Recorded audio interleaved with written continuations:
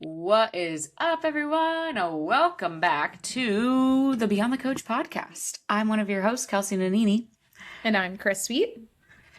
and it's Tuesday today, which normally we record podcasts on Wednesday. And because of that, we either have check-ins today or had some yesterday, and we were like, you know what? We have a few clients right now who are kind of struggling with cadence in terms of check-ins, and that's something we really coach on here at AC Apex at Apex within ACA at Apex ACA. Da, da, da, da, da. And so we figured, why not chat about check-in day and how we don't absolutely hate our lives at the end of the day. There are certainly weeks where I'm just like, check-ins, and that still happens to me as someone who loves coaching and is fired up by coaching. But I will say about 90% of the time, I still love my life on Mondays at the end of the day. It obviously varies, and especially as you're growing a roster, it's going to change. But we figured we would chat about it, give our, hot takes, give our pieces of advice that we have for you. And also maybe if you're someone struggling with check-ins every single week, we might give you some tough love as well. So, Chris, you want to start it off? Yes. So I'll name drop because she won't care, but I was talking to my client Linda about this actually on her call with me last week. She basically came in and she was like, Chris, I want to grow my business. I know I want to grow my business. However, I feel like my check-in days are at a capacity. And so typically what I teach clients when they first start working with us is like, hey, let's theme your days. We love theming days. We love having just a tone to what you're doing. And for me, theming my days has always been that Mondays and Tuesdays are my highest delivery days to clients one-on-one. So I'm doing check-ins, I'm doing message responses, I'm doing more in-depth work one-on-one specific to the clients that are currently working with me. And then Wednesday and Thursday is a little bit more like project management. It's getting on one-on-one calls with people. It's working on any back-end stuff. And then Friday, I try to keep that day kind of clear from calls as much as I can. Obviously, sometimes calls have to sneak in. It is what it is. But by keeping Friday where it is, it's more my truly back end, sit at a coffee shop, put some headphones on and just grind through what I need to just have some deep work. And that's helped me a ton. So typically with coaches, I tell them, hey, especially in the beginning, start with one day of check-ins, only do your check-ins on a Monday. For some of my coaches, they like to do check-ins even on Sundays, like Sunday evenings, where they can just do it, especially if they work a full-time job or have other commitments during the week itself.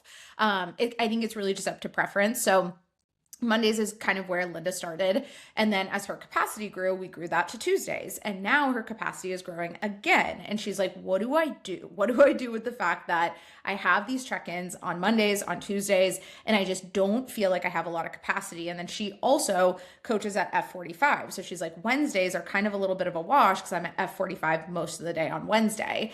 And so her and I literally laid out, I did a calendar schedule of Monday. I have it in front of me just for reference, but it was Monday, she has about 19 check-ins, 7 of which are bi-weekly. So there's 12 weekly. Tuesday, she has 12, 2 of which are bi-weekly, 10 are weekly. And I basically just took the average of how much time these check-ins were taking her. I was like, okay, on your Mondays, if we were to take your hours from 9 to 3 when you're doing your check-ins, what is the average amount that you're dedicating to each check-in? Knowing too that some check-ins are going to be easier than others. My client Jasmine is the perfect example of someone who her check-in is so low lift for me because she just I know I'm going to open up her biofeedback tracker and that girl is going to have everything zeroed out as far as her macro. She is hitting that stuff on the dot. She's checked her boxes, very low level maintenance that this client needs. So you're going to have your clients like Jasmine who take a lot less of your time, but then you're also going to have some more difficult clients. I know for the both of us, we have some clients who do functional and it requires a lot more work, or I have clients who are experiencing pain and I have to kind of go in and assess their form a little bit more in depth during their check-ins and give them even just some more emotional capacity than I do or need to give some other clients. And so I really evaluated that with Linda of what's the average amount of your check-ins, knowing that you're going to have some low lift ones and then you're going to have some higher output and higher energy ones. And we really kind of determined that, hey, the only solution to this is a couple things. Either you continue to stack your Mondays and Tuesdays and it just is what it is, it's black and white math. That's what we have to look at. Do we have some more capacity to take the average of how much your check-ins are taking you? For example, Tuesdays is like average 41 minutes per check-in. She's not actually taking 41 minutes per check-in, but if her hours are 9 to 3, we just did the math of what the average was. And I was like, can we get that average down? Can we just stack up your Tuesdays a little bit more? And then let's cross that bridge when we get there of like, okay, now Tuesdays are truly capped. What can we now move to like maybe a Thursday or a Friday, or you just have to take like an hour block and do that on a different day? So we did all of this out. And, throughout the whole conversation, it was never like, a system problem. It was never you have to change your processes or expectations or anything like that. I do think it starts with that too. But for her, it's genuinely just capacity and time and how she feels at the end of her check-in days. And I just had to be honest with her of sometimes you're going to end check-in days and you're not going to feel 100%. You're actually going to feel really challenged. You're going to feel maybe mentally drained. You're going to feel like you just gave a lot. And it's like you did, it's like going to a social event and socializing with all of a sudden 19 people on a Monday. Like you'd be exhausted. So naturally speaking, you're giving a lot of energy to also different capacities of what that client needs. And that can be really hard. One thing I'm going to add to as just a tip that I gave her is that because it can be a lot from switching to a client like Jasmine, my really, really, really easy ones, to then a very high output, high energy type of check-in, a client who's really struggling. Something I do is I will sometimes clump my check-ins and do them in the order of like, not just submission, but actually do them in the order of like my easiest ones. I'm just going to knock out first. And then that way I can just be in the weeds and know I'm going to be in the weeds versus kind of switching my brain back and forth from like easy to maybe a more complicated client to then something that I have to like go talk to Kalani or Amy or functional and PT on our team, so that I'm not switching so much and I can just kind of be in one flow. I like doing all of my peak clients back to back to back who are doing functional so that my brain is just kind of in that flow. I like doing all my lifestyles together because they're in that flow and they tend to kind of match the energy of each check-in. So that was something that Linda hadn't been doing. And she was like, maybe I'll try that and just see how I feel by like reorganizing my check-ins in the order in which I'm doing them just to see if that fits my energy. So yeah, that's my riff. I think there's so many things to this, and we'll obviously get to it. Obviously, I don't know if you can hear Deacon in the background. You know that. It's like he's our surprise guest today. Welcome, Deacon. Yay! In the background. Hopefully in the edited it'll be better. But I think there's so many nuances to check-ins, and obviously in the 5 years I've been coaching online, trying to determine like what cadence does work best for me. And obviously it looks a lot different now in this stage of my life when it's funny because Kaden and I were determining our days. And this is really good for moms who are coaches. Obviously, every situation is different at home. Right now, we don't have help. Well, actually, right now we do. My dad is here. Shout out, Russ. Thanks. But most of the time we don't have help. So, Kaden was like, "Well, do you need me to take Monday, Tuesday?" And I'm like, you know what? Honestly, actually, like it'd actually be helpful if you took days that I have calls and not on Monday, Tuesday. So I actually have full custody of Deacon on Mondays and Tuesdays.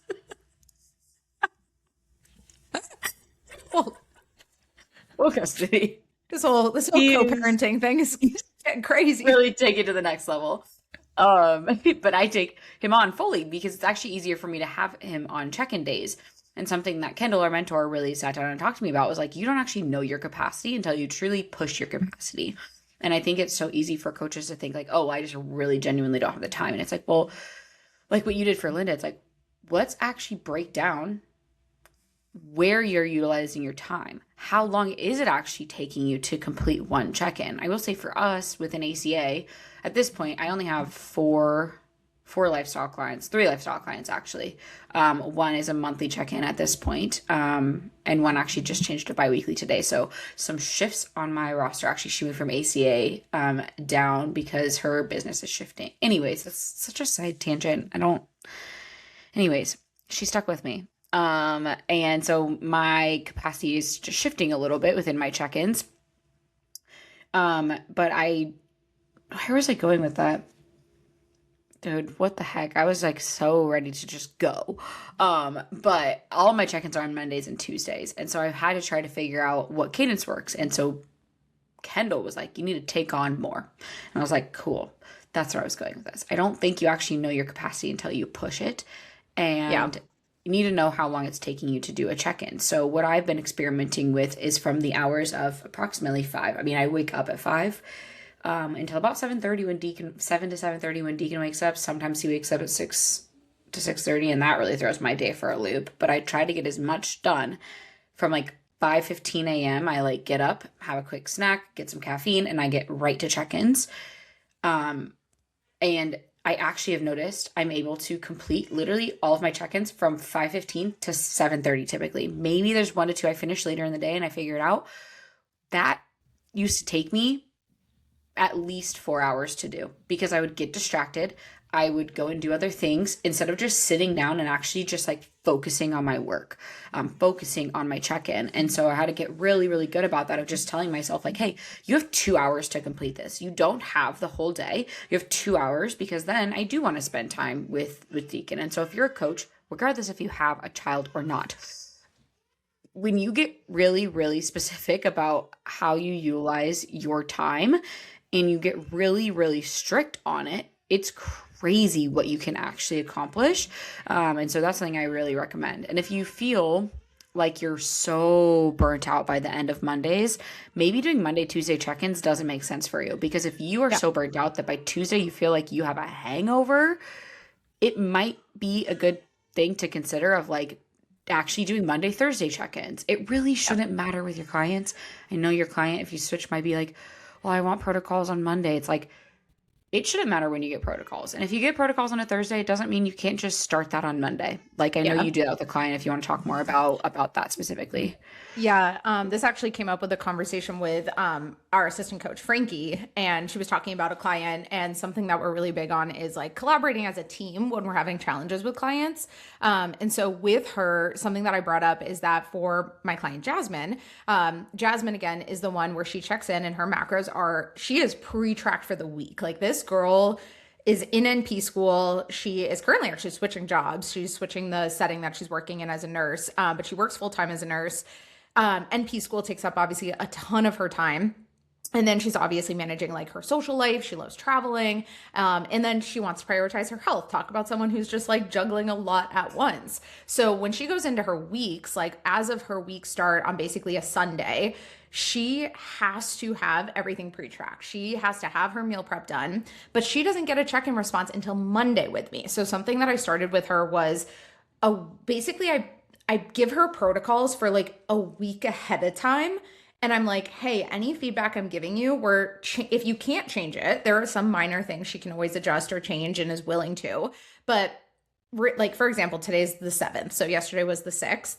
When I was doing her check-in yesterday, her protocols that I was giving her weren't starting yesterday. They're actually going to start on the 12th. So we're almost like working a week ahead of time and almost like a week behind at the same time. It's a weird balance, but anything she needs in lab time, she'll come to me, we'll adjust. But we found this system to work best because she genuinely is someone who, again, does her grocery shop, does a full meal prep with containers, has it in her fridge, grab and go, has her shit zeroed out.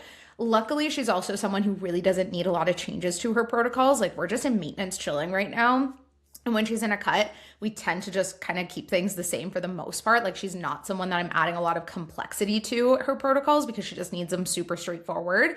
And that's worked really well for the both of us. And I think that just goes to show is like, sometimes it's genuinely not the system. We all want a better system to things. Sometimes it's just the strategy you're giving clients. And we tend to create a lot of excuses as coaches, even of like, well, or even writing a narrative for a client. The amount of coaches that are like, oh, well, my clients wouldn't like that.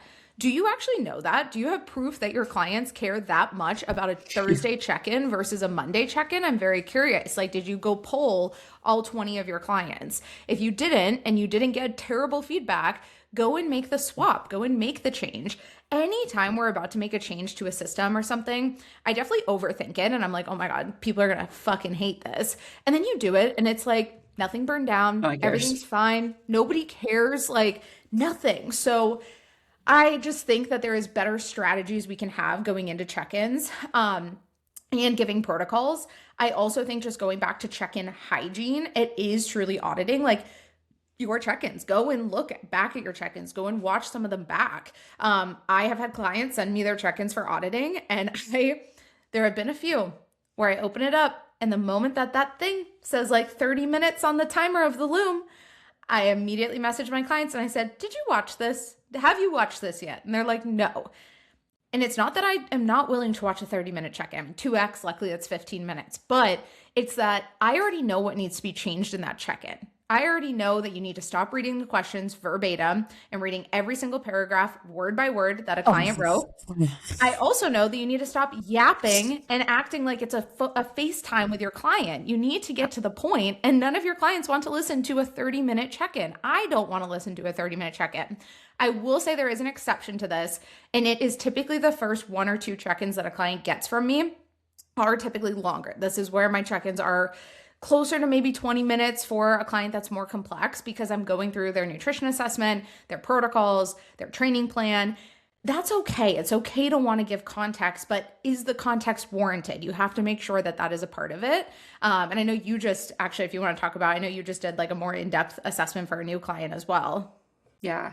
My check-ins are average 12 minutes for ACA. And that's going through their coaching protocol, like all their coaching stuff and their own like nutrition and fitness stuff. Like I don't remember the last time I had a lifestyle client that I went over like 9 minutes. And that comes with being super structured in your check-in process, which I can get into. But with this, I had a new client starting, and there's so many nuances to her starting that I really wanted to go in depth. And so what we do at Apex is the first 2 weeks of your program is actually our base phase. And so what you're doing is a very basic, I always tell my clients, I'm like, you're probably going to be bored in training this week. It's on purpose. Treat it as a deload if you need to. Treat it as a reset, whatever it needs to be in your mind. I said deload because for this client, she's a grinder. She is an athlete. She is a very hard worker. She's doing a lot in the gym. And so we are in the process of kind of restructuring that, just with some health things going on.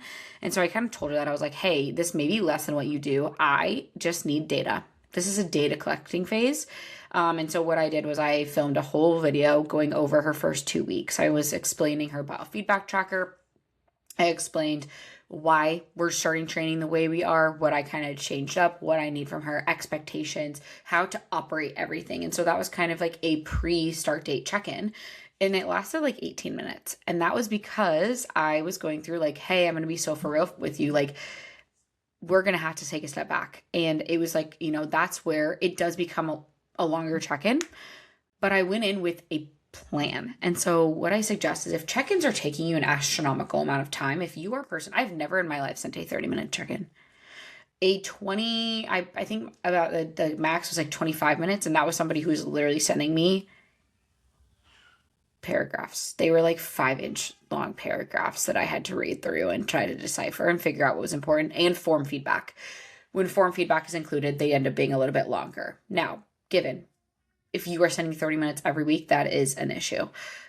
That's why your check-ins, you're burnt out by the end of the time, because you're also losing your voice every single week. It's one thing to give a lot of value and to want to deliver a product. It's another to over deliver unnecessarily. And so one thing that I will say is, if you are just reading from the check-in form, this is literally my biggest pet peeve of all time. If you are reading off the check-in form, I want to bang my head against a desk. I'm like literally the guy I'm the Grinch. I'm just sitting in the monkeys and they're just banging my ears. Because You should do a piece of content that includes that. Please do like really some sort of should. meme. Oh Like we my need gosh. a meme going around. I need to. Okay, Jess, Yes. are you listening? We have an idea. Because every time I'm like, your client knows what the fuck they wrote. Your Yeah. client knows what they put in the check-in.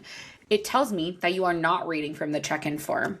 It's one thing if you're like, hey, I love this win that you mentioned. Like, I love what you said here. Sometimes I'll read it sentence for sentence if I'm, one, trying to restructure their mindset, or two, reading a win. Yeah. That's what's taking you so long. You're reading off their fucking check-in instead of just giving them feedback. And so what you need to do instead is read through. We actually go through this in our check-in cheat sheet. So if you haven't downloaded that, it's in the show notes. It's a free download. It actually has, there's a one or two modules include, or no, that's check-in bundle.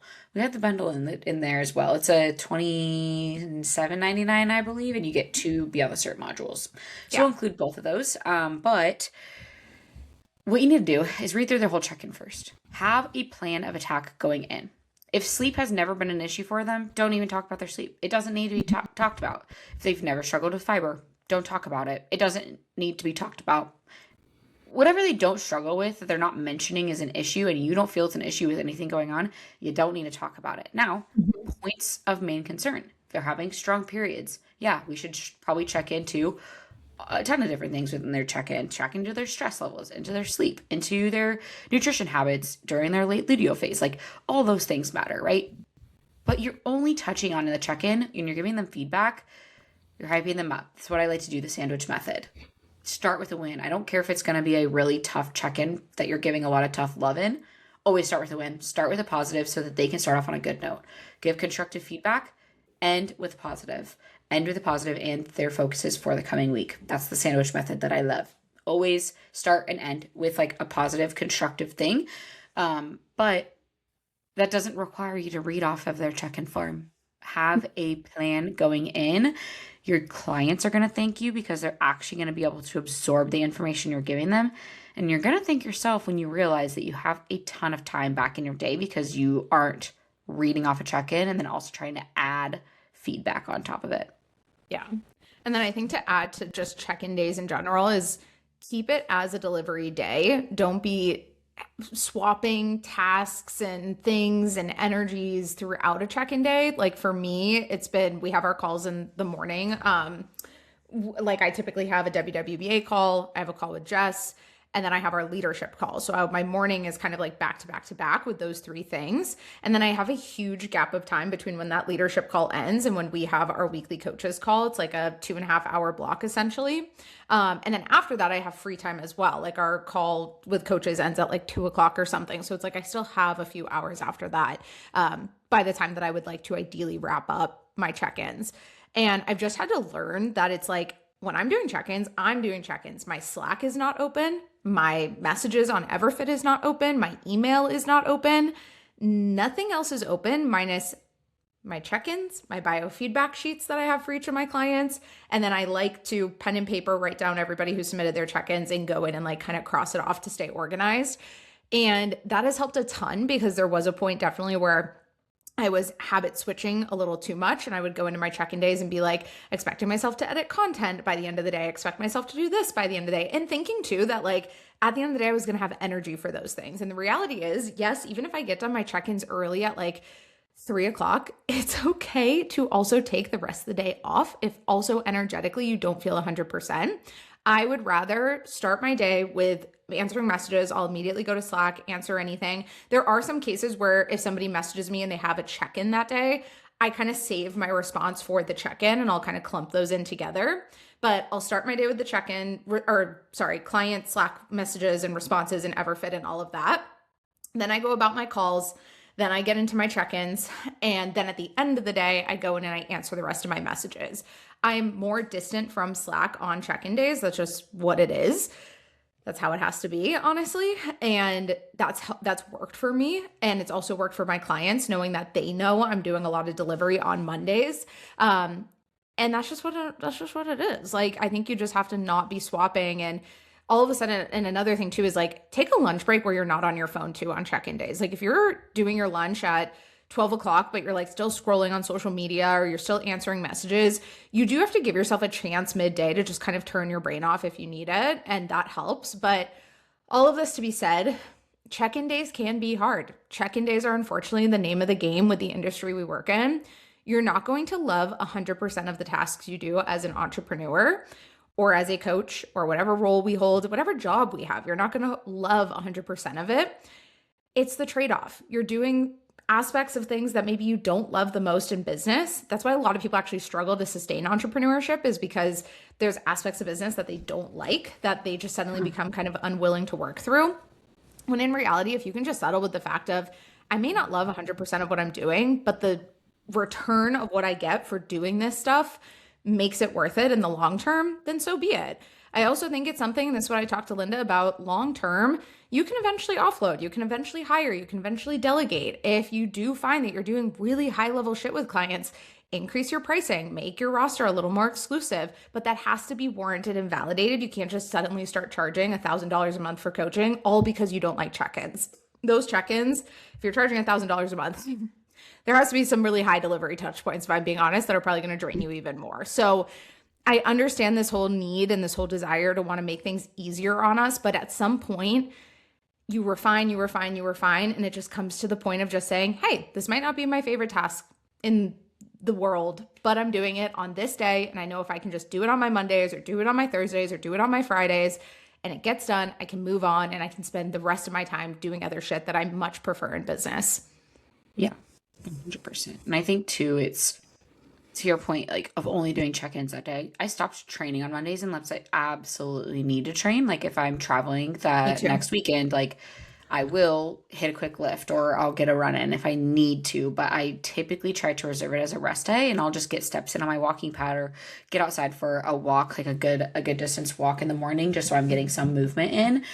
But just telling yourself like it's like this is my delivery day. And if you are somebody who just absolutely dreads check-ins every single week, it's very important you ask yourself why. Like, why are you hating them? Is it the clientele you have that's draining you? Do you have zero boundaries around it? Are you bouncing around from task to task? Like, why is it that you actually hate check-in days? And reflect on that because, like Chris said, that's a huge part of coaching. Like, there's not really, like, if you want optimal delivery, there's not really a way around it. Like, so I think it's really important to obviously find a check-in process that works for you, but also find a reason why the heck you hate check-ins. If you're someone who gets distracted all the time, may I suggest the brick? At this point, this is not an ad. You need to get a t-shirt that's just like brick across it. Brick. My phone bricked right now. I showed it last week, bricked. Oh, cute baby Deacon. 2 hours and 48 minutes. Usually I'll do it overnight, but actually I keep forgetting to brick it because I'm just like naturally not on my phone anymore at night. I'm like, good job, Kelsey. My phone is not an addiction right now. That being said, I have a workday brick and I don't know if I can even, I don't even know if I can read off the apps, but I can actually go through them right now. My workday has 10 apps blocked. Instagram, Facebook Messenger, which I don't even use anyway, TikTok, the Everfit app, Gmail, Slack, WhatsApp, and Facebook, I think are the ones. There's probably a few others, but basically I'm bricking everything that is related to work so that I'm actually not on my phone, which seems counterproductive during the workday, but I'll go on my phone and just check Slack for the hell of it. Instead, I have 2 different times a day that I'm checking and responding to messages. The beginning of the day, usually I'll get done a chunk of check-ins. At the end of that check-in chunk, I will spend 30 minutes or 15 to 30 minutes, depending how much I need, answering client messages. I will have that structured time. I'll go in because usually by that point, the people that I checked in with first have usually messaged me back or communicating. I'll take that time. It's like a nice break for my brain, answer messages, take a big break because that works for me. I need a break from check-ins, and that break, refreshing middle of the day, I'm able to then get into our leadership meeting on Mondays. I'm able to get into our coaches meeting. I'm able to get coach audits done. Maybe I finish up a couple check-ins to end the day, but you have to ultimately find the rhythm that works for you. And I find that it actually works very, very well for me, especially just doing it first thing in the morning. I used to be so resistant to starting work first thing in the morning, but for me, that is what works best. I am most fresh in the morning. I have a nice little crisp bologna new or coffee. Sometimes I'll just do coffee if I'm not feeling like a psychopath that day. And I get the check-ins done first thing. And I think you telling yourself it's unhealthy to get on your laptop first thing, if that's when you work best, is holding you back. No, I don't believe that you should get up and just start working every single day right away. But on check-in days, if that's when you're freshest and you want to have some freedom later on in the day, you don't want to feel drained by 6 p.m., then start your check-ins at 5 a.m. And I promise you, before anyone else can bother you, your clients are not messaging you most likely at 5 a.m. You can get so much done. you're not tempted to scroll because it's a little bit earlier on in the day. You can block out Instagram. Like, it's just important to find what you like. If you're a night owl and you stay up until midnight every night, first of all, why? I don't know. You know what? Whatever. Do you. I'm a pumpkin by 8. But if you're a night owl, do your check-ins then. And if it works for you, it works for you. I think it's ultimately finding like a rhythm that works, but asking yourself like, why am I feeling so resistant to this?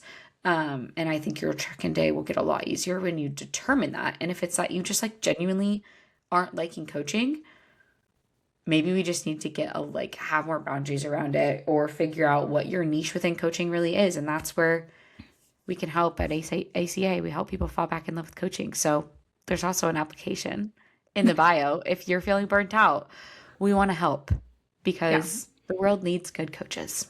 Yeah. And especially like, again, I'm going to go back to Linda. When Linda first started with me, and she'll say it herself, she came in and she was burnt out. She was dysregulated. She was like, I don't know how to scale. She was like, I don't even know what I want a business because 1, I don't know what's possible. 2, I kind of keep hitting the same wall every single time I scale. And she will always say that like the best thing she's ever like learned from is seeing me as a coach to her more than any like mentorship necessarily was going to solve anything. She was like seeing how you do your check-ins. I remember actually when you were on maternity leave, those 2 weeks, when I took over your client check-ins, like the first 2 weeks that you had Deacon, I hosted one of our Q&A calls for ACA, and it was just, again, open forum, Q&A, whatever. And I want to say it was like Nicole and Bree, and then maybe Sam, it was like 3 of them, had all brought up, they were like, how did you do like the check-in, how you did it? Because I memorize a lot actually in check-ins. Like I read it through and I just remember a lot of details. So I can keep their biofeedback form up and not even need to open their check-in form and know exactly what I'm trying to reference from the form. And they were like, Kelsey isn't like this. they're like, how did you do this?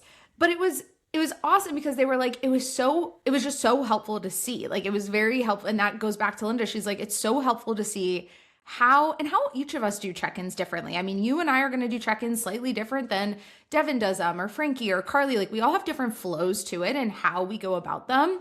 There's no black and white way to say, here's perfect check-in cadence and, ethics and whatever.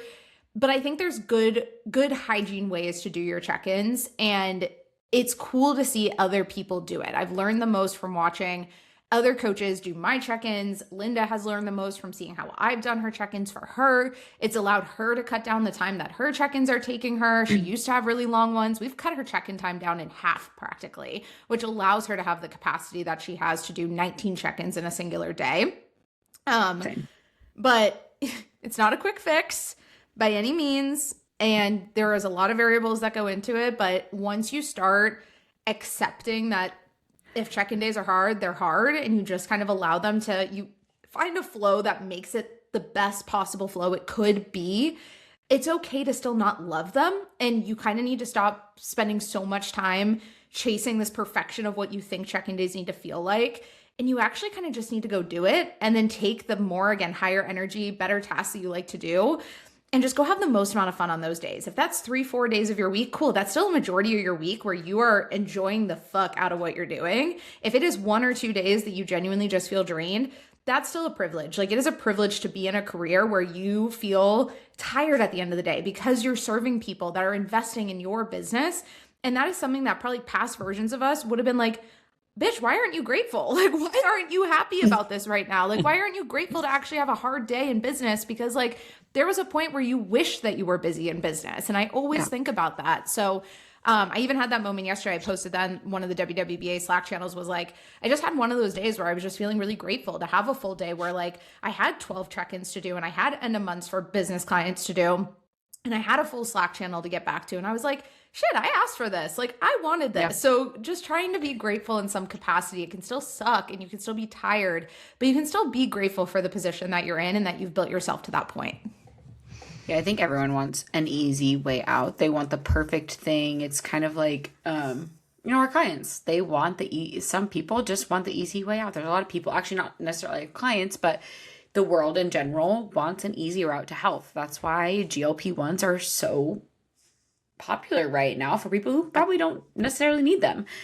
And as coaches, I think it's very easy to, want that as well. You're like, why can't it just be perfect? Why isn't it what I'm seeing on the internet? And like, I truly believe that I just have a passion for coaching, and that's why check-in days really just genuinely don't actually like burn me out, because it's one of the like the aspects of business that I just genuinely like, it fills my cup up. Like if you asked me to do sales calls all day, or you asked me to do like a marketing plan all day, I'd be like,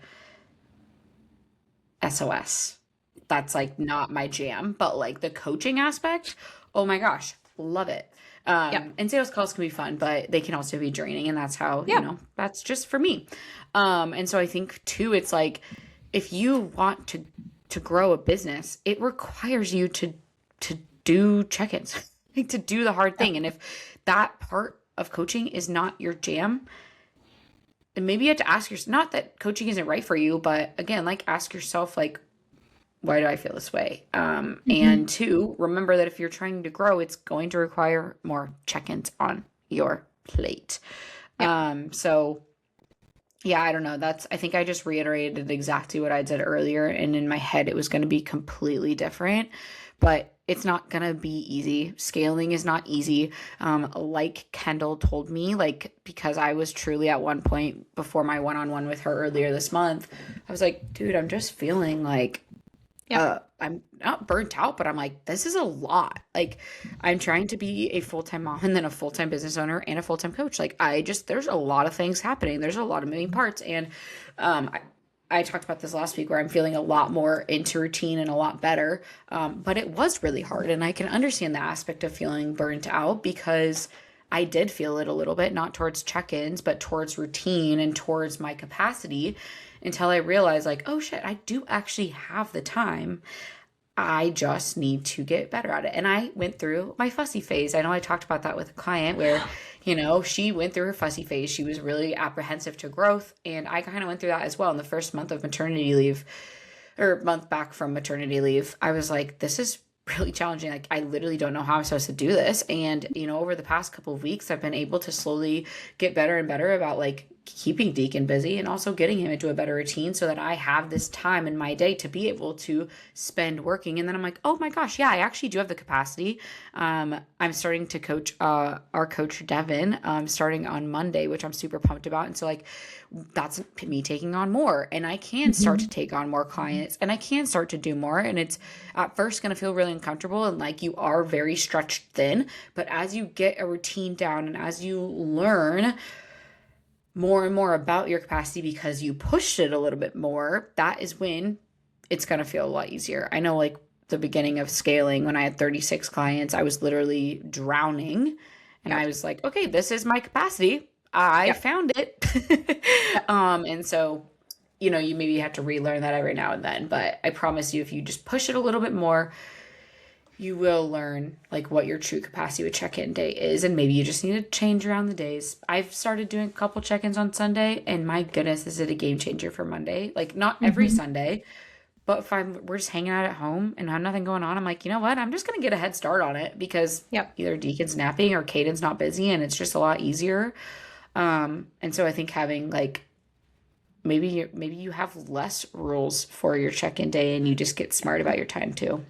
I was gonna say, I think there's too much rigidity sometimes built into schedules for entrepreneurs and coaches where they think it has to look a certain way because they're like, oh, well, and it goes back to working a 9 to 5. Like a lot of people are so used to structured block of time.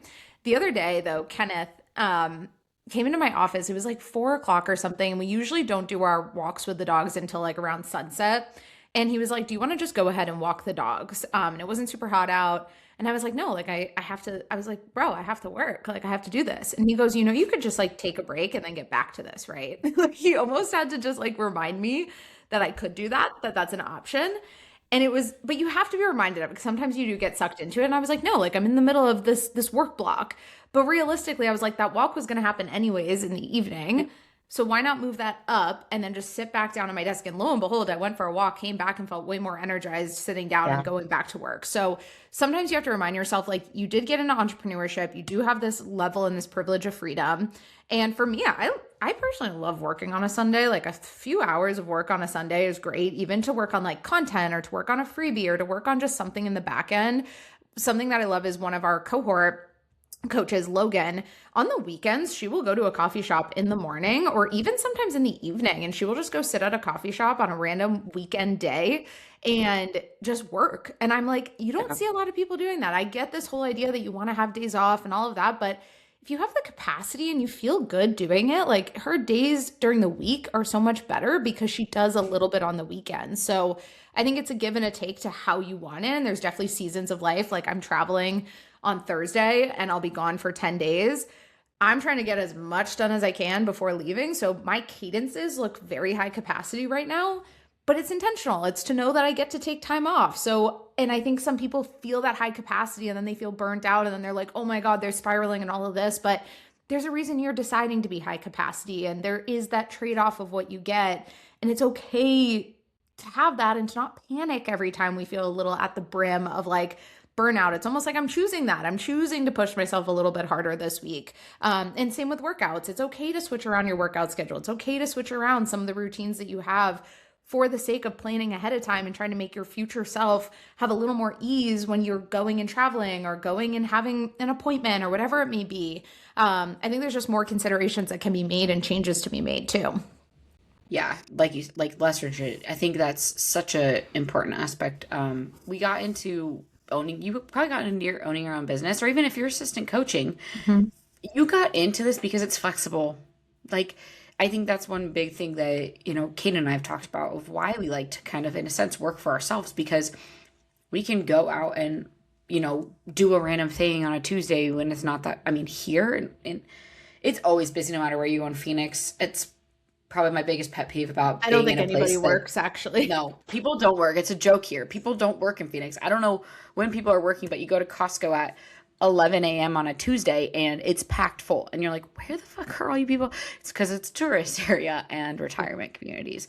So it's really nice in the summer when everyone leaves. It feels a little bit more empty, but you're dying of heat. So anyways, we got into this, business to have more flexibility. And so, yeah, like you said, getting ahead on the weekends, there's something to be said about just like programming on a Sunday on the couch, like during I football love season. programming on a Oh, Sunday.